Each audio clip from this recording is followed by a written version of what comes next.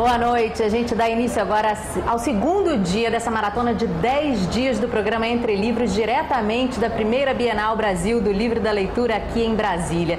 Eu sou Renana Lessa, muito boa noite. A gente hoje vai falar, porque a gente aqui está fazendo o seguinte, a gente traz para esse estúdio que a gente tem dentro do pavilhão da Bienal os assuntos mais interessantes que estão rolando lá fora. Eu assisti hoje a um bate-papo muito gostoso de manhã e a gente vai trazer agora aqui para dentro. O nosso tema é expressão literária, estética, periferia e literatura de resistência. Eu estou aqui com dois representantes dessa literatura de resistência. De São Paulo, o escritor Sérgio Vaz, e aqui de Brasília, o rapper Gog. Agora, a gente não pode resumir vocês só nisso, né? Porque vocês vão muito além, né? Vocês são, na verdade, uns militantes, né?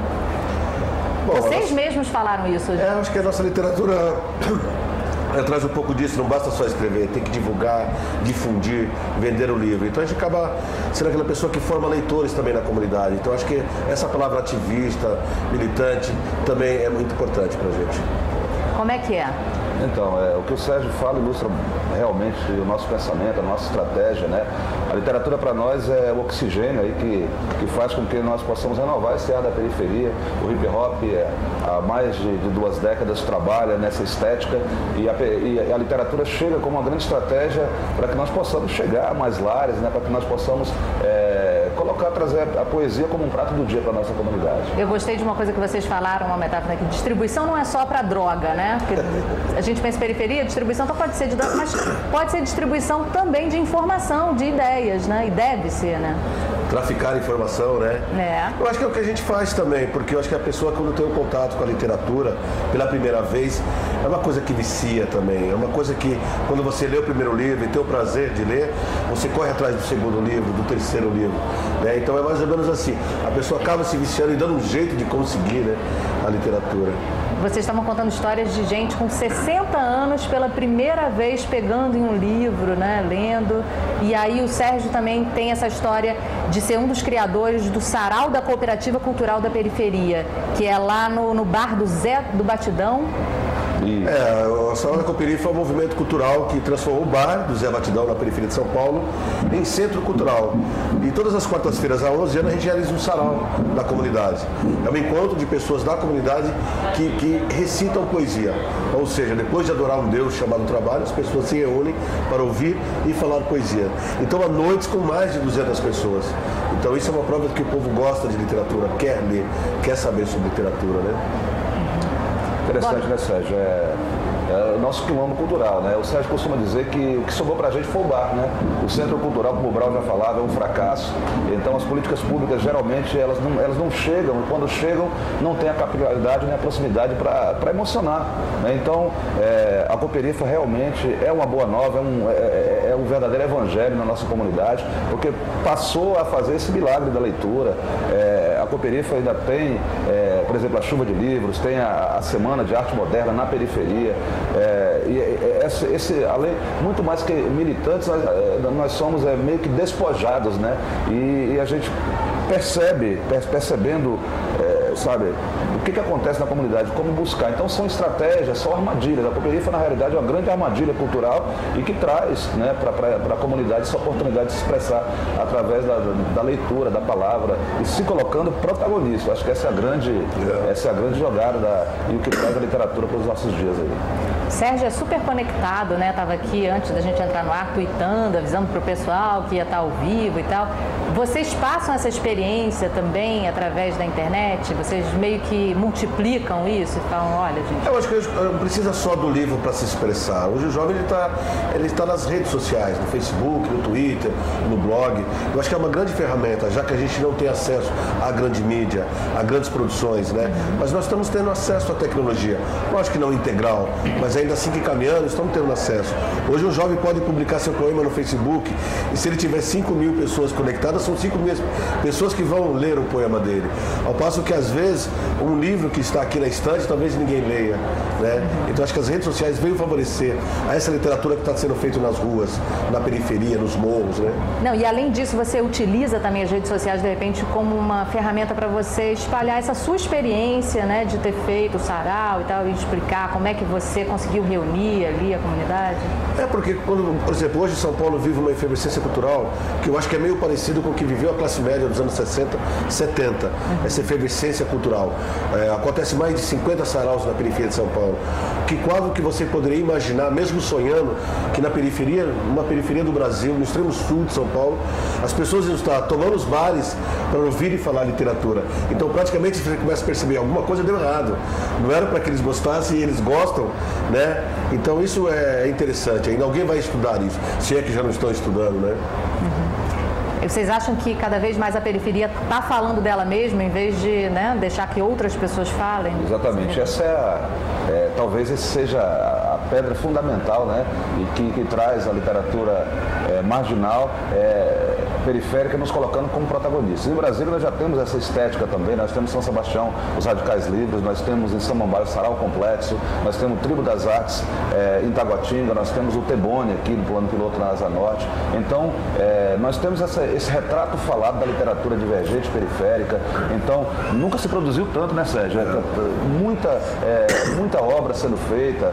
Nós temos quase assim, no sentido quase que industrializando essa literatura periférica, né? Nós temos um livro também do Renan do Inquérito, muito interessante, livros de boas, o selo do Ferrez, que esteve conosco hoje aqui, o selo Povo, quer dizer, são livros acessíveis de R$4, R$5 e de leitura rápida, né? Então faz exatamente o que o Sérgio colocou, essa armadilha que faz com que o tráfico de informação possa gerar o quê? O vício da leitura, né? Então essa que é a nossa estratégia de habitar esses corações e mentes. O Ferrez hoje cedo estava falando uma coisa engraçada, que ele começou a ver as frases das suas músicas nas camisetas dos caras, né, das minas, e aí ele falou, pô, também quero isso. Tá. Literatura tem que estar na rua, tem que estar na camiseta, tem que estar, sei lá, estampada no muro. Então, o Ferrez também falou outra coisa muito interessante, que a literatura estava fadada a ficar na biblioteca, na estante, né? Então, quer dizer, essa ressurreição da literatura através da camiseta, dessas estratégias, dos blogs, os blogs do Ferrez, do Sérgio Vaz, do Nelson Maca, são blogs muito frequentados, então a literatura está viva, ela está não só em evidência, mas ela está caminhando. Nesse momento, com certeza, através das divulgações que nós fizemos agora no Twitter, no Facebook, nós estamos em 69 países, nós estamos em emissoras de TV, nós estamos nos canais e com certeza, né, nós estamos despertando o interesse pela leitura e fortalecendo aqueles que estão no início da caminhada. Quando você falou sobre a internet, em 2006, quando eu lancei o meu mais recente trabalho, que é o Cartão Postal Bomba, nós tivemos mais de 500 mil page views, né? Ou seja, pessoas que passaram e ouviram as novas músicas. Os meus vídeos na internet, vários deles têm mais de 2 milhões de acessos, né? E as pessoas, poxa, Gog, eu conheci você através de um vídeo no YouTube, eu não conhecia os seus 10 discos. Então, sabe, essa refundação dos meios de comunicação e a internet, que é para nós hoje, talvez o meio mais democrático, ela é uma grande estratégia. E para quem está assistindo e que nunca viu, de repente, também através da internet, a gente está falando para 69 países, a gente está falando para as rádios também. Vamos dar uma palhinha do trabalho de cada um? Já Sim. Tá quase nota, gente. Sérgio Vaz. Você quer fazer uma poesia? Uma poesia. Lógico, eu vou fazer uma poesia chamada Os Miseráveis. Vitor nasceu no Jardim das Margaridas. Erva daninha nunca teve primavera. Cresceu sem pai, sem mãe, sem norte, sem seta. Pés no chão, nunca teve bicicleta. Já Hugo não nasceu, estreou, pele branquinha, nunca teve inverno. Tinha pai, mãe, caderno e fada madrinha. Vitor virou ladrão. Hugo, salafrário. Um roubava pro pão, o outro para reforçar o salário. Um usava capuz, o outro gravata. Um roubava na luz, o outro em noite de serenata. Um vivia de cativeiro, o outro de negócio. Um não tinha amigo parceiro, o outro tinha sócio. Retrato falado, Vitor tinha cara na notícia, enquanto Hugo fazia pose para a revista. O da pólvora apodrece penitente. O da caneta enriquece impunemente. A um só resta vir a crente, o outro é candidato a presidente. Pesquisa publicada prova, preferencialmente preto, pobre, prostituta para a polícia prender. Pare, pense, por quê? Prossigo. Pelas periferias praticam perversidades, parceiros, parceiras, professores, professoras, PMs. Pelos palanques políticos prometem, pura palhaçada, proveito próprio. Praias, programas, piscinas, palmas. Para a periferia, para o Pirajussara, pânico, pólvora, pá, pá, pá. Primeira página, preço pago, pescoço, peito, pulmões perfurados. Parece pouco? Pedro Paulo, profissão pedreiro, passatempo predileto pandeiro, preso portando pó, passou pelos piores pesadelos, presídios, porões, problemas pessoais, psicológicos, perdeu parceiros, passado, presente, pais, parentes, principais pertences. PC, político privilegiado, preso, parecia piada. Pagou propina para o plantão policial, passou pela porta principal. Posso parecer psicopata, pivô para perseguição, prevejam populares portando pistolas, pronunciando palavrões, promotores públicos pedindo prisões. Pecado, pena, prisão perpétua. Palavras pronunciadas pelo poeta plano piloto, pelo poeta periferia. Brasil com pé. Isso aí, gente. Nossa, isso fala mais pra gente, de repente, dessa realidade do que um livro, de repente, né? Com poucas palavras. Então, acho que as pessoas estão chegando ao livro na periferia de São Paulo através da oralidade. Então, no sarau de poesia, no sarau da Coperifa, por exemplo, a pessoa faz a gentileza de recitar e a pessoa faz a gentileza de ouvir. Eu acho que estamos voltando à época dos griots, onde se contavam as histórias. E aí a pessoa tem interesse pelo livro. Eu acho que é a palavra que está circulando, a palavra que está, às vezes, morta na estante, desperdiçando madeira, ela está agora correndo na boca das pessoas, no ouvido das pessoas. Então, acho que é muito importante a palavra circular. Eu acho que isso que está trazendo de novo os leitores. O Salão da Coperifa tem essa missão, trazer novos leitores, muito mais do que novos escritores, formar leitores, né? Então, acho que a palavra está conseguindo isso, fazer com que a pessoa chegue ao livro. Vocês eram bons alunos na escola ou tinham aquele boletim colorido, gente? Eu, no meu caso, eu sou filho de professora, né? E estudei em escola pública. E são os grandes guerreiros desse país também. Exatamente, né? Com certeza. Os professores têm todo o nosso apoio, carinho e toda a nossa lembrança. Nossos heróis vivos, né? E é para eles que nós damos nossas rosas e para que eles sintam o perfume, né? Do respeito e do carinho. A gente percebe que o bom aluno, né? O aluno que caminha bem na escola pública, ele vai se destacar. A escola pública, eu acredito que existe aparatos que trabalham para que a escola pública ela seja rechaçada, mal falada, mal amplificada. Eu só faço uma crítica em geral ao estudo, que é assim, a escola tem que ouvir mais, né? Então os alunos, quer dizer, nós temos aí alunos que são problemáticos, mas na realidade os problemáticos são quem resolve os problemas também, porque eles vivem os problemas. Eles conhecem, né? Eles conhecem e vivenciam. Então a literatura periférica, ela exatamente inaugura essa trilha, ela asfalta essa caminhada que era simplesmente uma rua de terra. Nas ruas de terra nós crescemos, mas é mais rápido quando elas são asfaltadas. Então eu fui um aluno, eu posso dizer, na 7ª série, eu dava aula de matemática para os alunos da minha turma. Então foi uma fita assim que quando a professora Maria Liares, né, ela chamou meu pai para ir conversar sobre esse assunto, meu pai falou: Genival, se estiver dando problema na escola, hoje o bicho pega. E ele chegou com a notícia que minha professora pediu para que eu reforçasse, né, as trincheiras lá. Eu vou pedir para a gente segurar só essa historinha aí, a gente tem que ir para o break, você vai terminar de contar essa história, a gente vai falar mais de escola e vai falar também da linguagem, como é que é essa linguagem da periferia. É a Bienal Brasil, é a TV Brasil na Bienal Brasil 2012.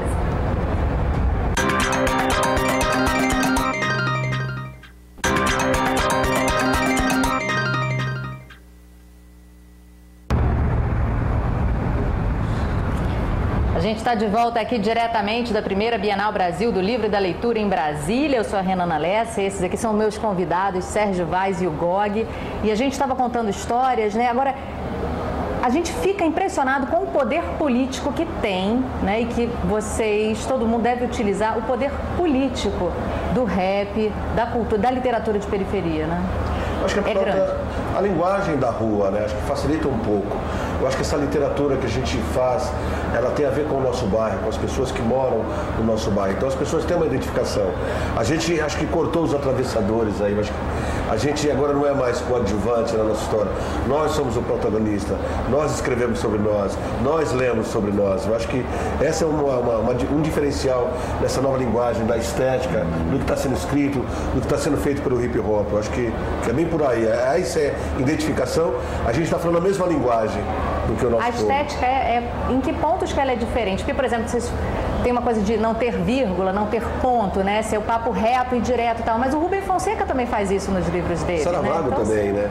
Eu acho que não chega a ser só da palavra. Eu acho que é uma literatura que não é maior nem menor. Às vezes quando eu falo que tem menos crase, menos ponto e vírgula, mas ainda assim literatura. Porque o povo quer escrever suas histórias.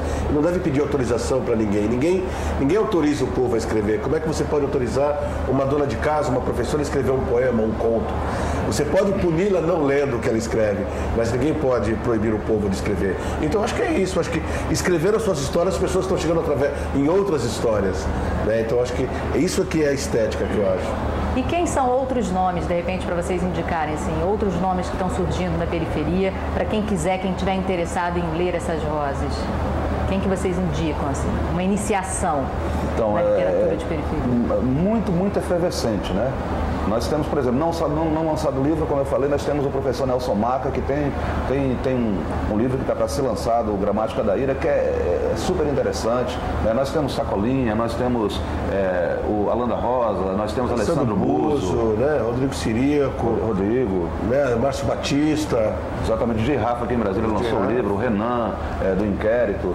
O seu blog, Sérgio, através do seu blog, de repente o pessoal consegue ter essas informações. E qual é o seu blog? Vamos dar colecionador de pedras1.blogspot.com. Isso aí. GOG também tem algum jeito do pessoal entrar em contato com você? GOG-rapnacional.com.br. Então, quer dizer, você veja bem, o Sérgio falou dessa... na realidade, não é as pessoas pensam, não, eliminar os atravessadores, não. Muitas vezes é saber negociar, né? Então, mas eu digo quando conta a sua história. Exatamente. Eu acho que eu quero contar a minha história. Eu não quero negociar com ninguém, não. Você vai negociar não a sua história, mas de que forma, né? Porque até esse protagonismo nosso, né, através da autogestão, através da percepção do que é o empreendedorismo, né, Sérgio? Não é se entregar, né? Então, quer dizer, nós passamos a ler os contratos e rechaçar contratos, né? Ou então a alterar os contratos. E hoje, o nosso maior ponto de venda são as nossas apresentações. Inclusive o Sérgio já está falando aqui, ainda dá tempo de vir buscar toda a obra de Sérgio Vaz, que está aqui, né, Sérgio? E isso é interessante. Então, essa é a grande jogada. É porque nós nos vemos agora como centro das decisões, a centro das discussões. E assim, não é ser abusado, mas é perceber que muitas vezes nós produzimos, nós criamos, mas tem outra pessoa que vende e o spread, o lucro é muito grande. Quando nós eliminamos essa calicute, nós sabemos que nós temos um pré-sal da cultura muito importante. Então nós queremos ficar com os royalties disso, né? Nós queremos, né, Sérgio? Nós queremos colocar no bolso, embolsar, sabe por quê? Porque isso significa um PIB nosso, um produto interno bruto para a periferia. Quando a Cooperifa, quando chega, né, na realidade, os projetos da Cooperifa, inclusive, Sérgio, poxa, eu podia falar do projeto novo agora, do futebol, né, que é de Várzea, que é bem legal. A Várzea Poética, que o Salão da Cooperifa vai estar junto com o futebol de Várzea. Vai financiar junto com a Global Editora os jogos de camisa dos clubes, mas os clubes, em contrapartida, vão ter que assistir os saraus, né?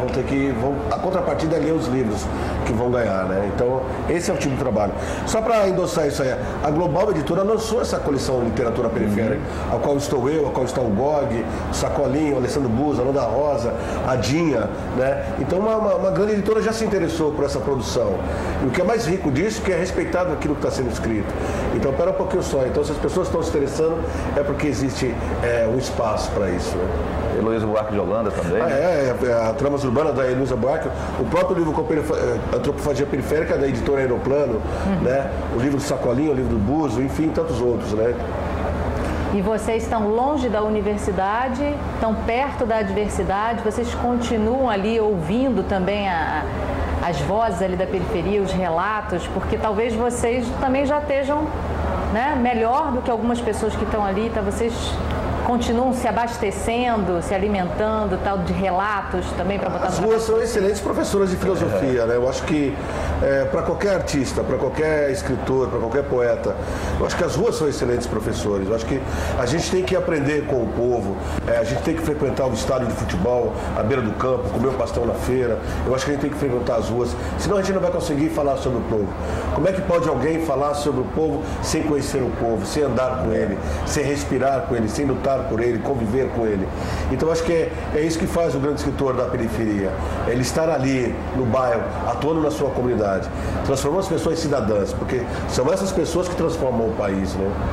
E aí isso vai para a boca de vocês, né, para o verbo e tal, e isso ecoa também nas universidades, por que não? Você estava falando da professora Luísa Buarque de Holanda, e ela acha que essa coisa do rap foi um fenômeno da virada do milênio e cada vez mais forte. Por que vocês acham? Então, não só a professora, o professor Milton Santos também falava do hip hop, né? O próprio MST fala que o hip hop é o MST urbano.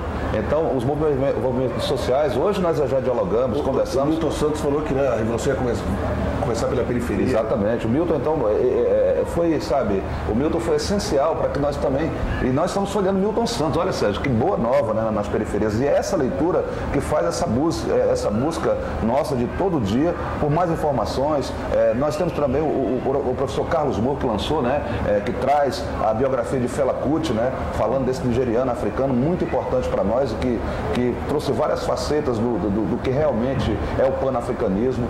E tudo isso é prato do dia da periferia, é arroz com feijão, que é o melhor alimento para a gente, esse arroz e feijão cultural. A universidade, embora a gente discuta muito essa literatura periférica, mas há uma maior proximidade. Na realidade, nós somos fonte que se transforma ponte, mas que chega com, sabe, a universidade tem nos ouvido mais, e nos lido mais, né? Mas na realidade, de outra forma, não era simplesmente nós sabendo, né, do que publicaram, né, sobre aqui, passaram aqui.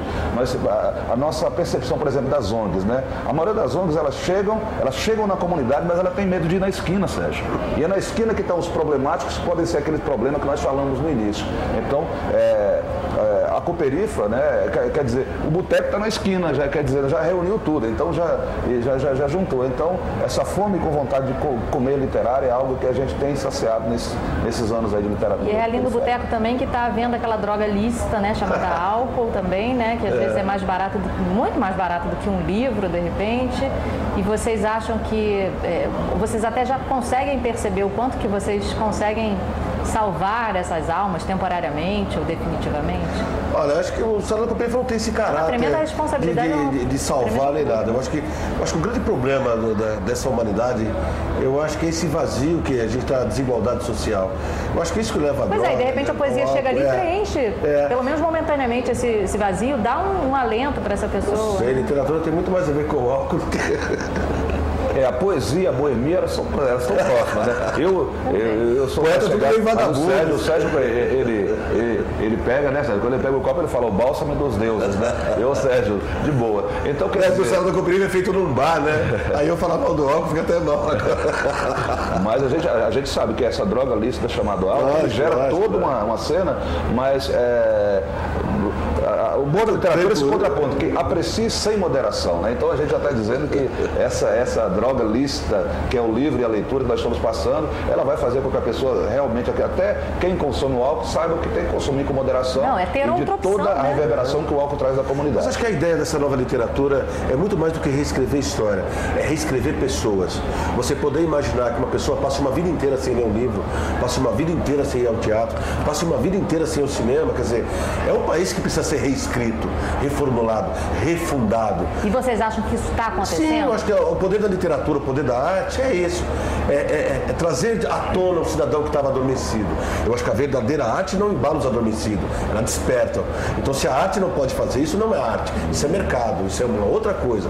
Então, o que a gente faz é despertar os adormecidos, cara. E esse cidadão é que vai se despertar e despertar na comunidade, despertar o país. Eu acho que ele tem a função da arte é despertar a pessoa, é estapear o cavalo, acorda, rapaz, tá passando o tempo aí, você tá perdendo muita coisa. Eu acho que é meio isso aí.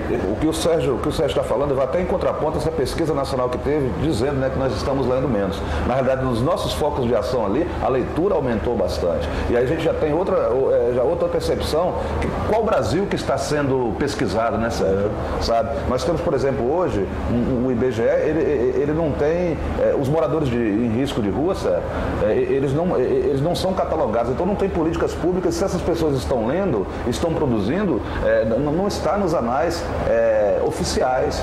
E a gente percebe que mais uma falta de capilaridade das políticas públicas brasileiras. Então, nas periferias brasileiras estão lendo mais sim. E a gente tem essa radiografia porque nós vivemos esse dia a dia e estamos sabendo.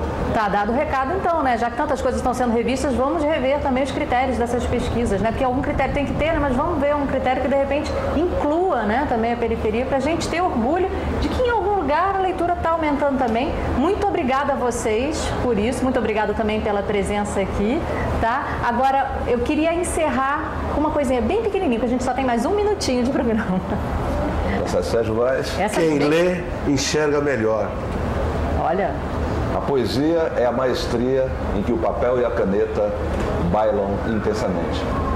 Muito obrigada, Sérgio Vaz, muito obrigada, Gog. A gente, nesses dias todos aqui, vão ser 10 dias, né? São 10 dias, hoje é o segundo apenas, a Bienal está aqui, está cheia de gente, a gente está vendo muitas famílias. Vocês acham também que o papel do pai também, porque a gente fala da escola, né? Fala do papel também, de repente, de um poeta da periferia, mas um pai e uma mãe também dentro de casa, por mais que a casa seja desajustada e tal, também pode incentivar, pode ir na reunião da escola. Os filhos imitam os pais. Então, se o pai tiver com um copo de cerveja, ele vai gostar de cerveja. Se ele tiver com cigarro, vai gostar de cigarro. E se ele estiver lendo um livro, vai gostar do livro. É isso. Até para assistir a novela, pega o livro assim, finge que está assistindo o livro para assistir a novela, que a criança vai acabar imitando. Pois é, dessa forma, a gente acredita até que na cesta básica brasileira tem que ter um livro, porque as pessoas percebam desde o início que o livro também é alimento, né? Isso. Ontem a gente estava conversando aqui, a gente falou, poxa, tá na hora de aparecer na novela um personagem lendo um livro, né? Porque aparece fazendo tanta coisa. Não aparece muita gente lendo livro na novela, né? Bom, gente, a gente já está encerrando aqui, infelizmente. Esse papo é tão gostoso, né? Que flui tão rapidamente, a gente nem percebe que já foi a meia hora de programa, né? Olha, amanhã a gente está de volta aqui às 7h30 da noite. Até o dia 23 a gente vai estar aqui direto. Você pode acompanhar a gente também através das rádios da EBC, a Rádio Nacional e a Rádio MEC. E a gente também está na internet, através da TV Brasil Internacional, tá? A gente espera você amanhã. Amanhã a gente tem o tema aqui, eu vou dizer para você. Amanhã o nosso tema é a nova crônica, temas e estilos do século XXI. Uma boa noite. É a TV Brasil na Bienal de Brasília 2012.